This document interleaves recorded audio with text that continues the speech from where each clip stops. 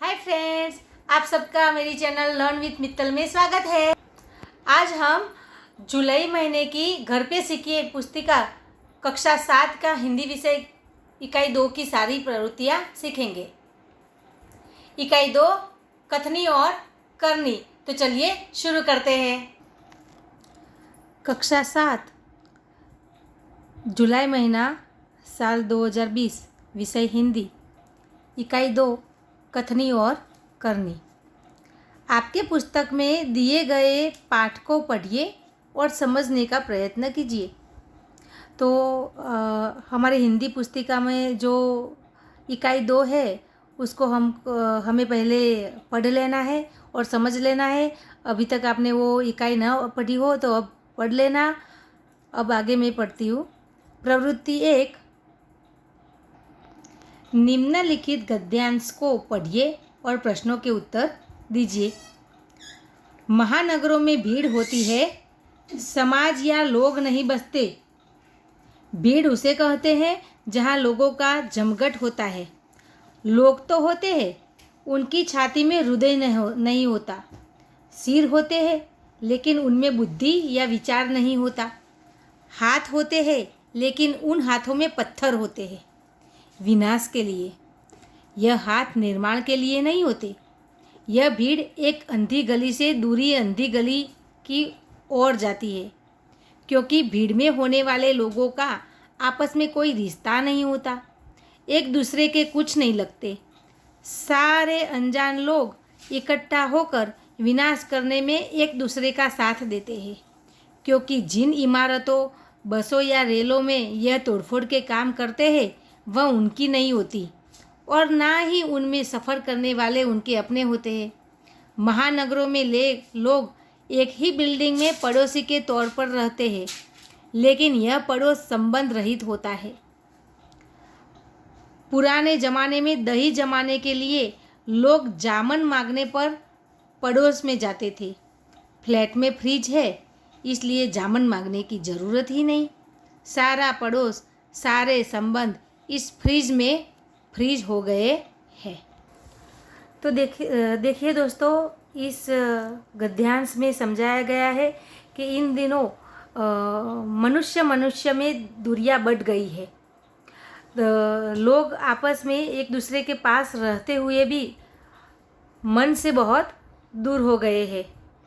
जैसे मैं बताऊं कि हमें कोई हमारा पहचान वाला इंसान सामने मिले तो हंसते नहीं हैं और उनसे प्यार से बात ही नहीं करते, लेकिन फ़ोन पे उनको सभी शुभेच्छाएँ आजकल हम भेजते हैं।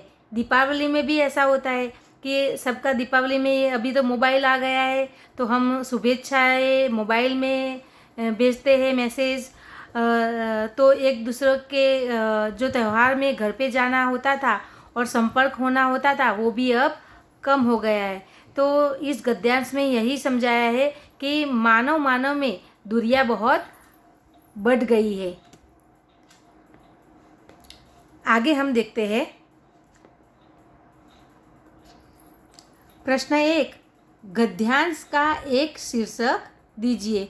ये गद्यांश का सार समझ के हम अपने हिसाब से शीर्षक दे सकते हैं। आपको जो शीर्षक ठीक लगे आप देना। मैंने 2 शीर्षक यहाँ पे बनाए हैं। संबंध नहीं, भीड़ एक ऐसा शीर्षक बन सकता है। दूसरा शीर्षक बनाया है समाज या भीड़। इसका सारांश समझ के मैंने ये शीर्षक दिया है समाज या भीड़। दूसरे प्रश्न पर जाते हैं। महानगरों में भीड़ होती है, समाज या लोग नहीं बसते। इस वाक्य का आशय स्पष्ट कीजिए। आशय यानी हेतु। तो महानगरों में लोगों की भीड़ होती है, लेकिन उन लोगों के बीच में आपस में संबंध नहीं होता, उनमें बुद्धि या विचार नहीं होता, उनके हृदय में लगाव नहीं होता। यह आशय है इस प्रश्न का। दूसरा प्रश्न पर जाते हैं हम।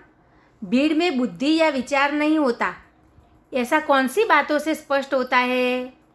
तो देखिए, भीड़ के हाथों में विनाश का पत्थर होता है, क्योंकि भीड़ के लोगों का आपस में कोई रिश्ता नहीं होता।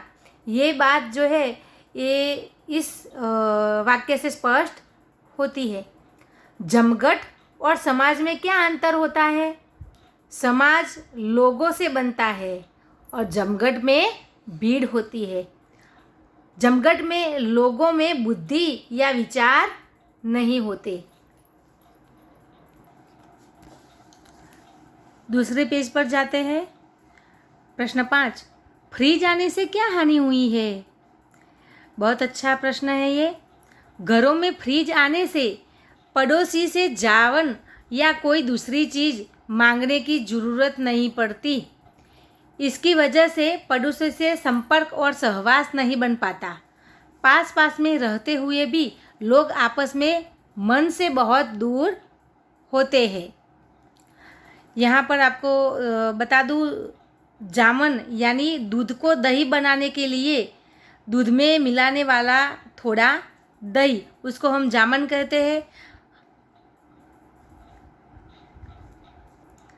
तो हमें अपने घर पे पहले के ज़माने में जब दही बनाना होता था तो फ्रीज तो नहीं होता था, तो हमको पड़ोसी से मदद लेनी ही पड़ती थी।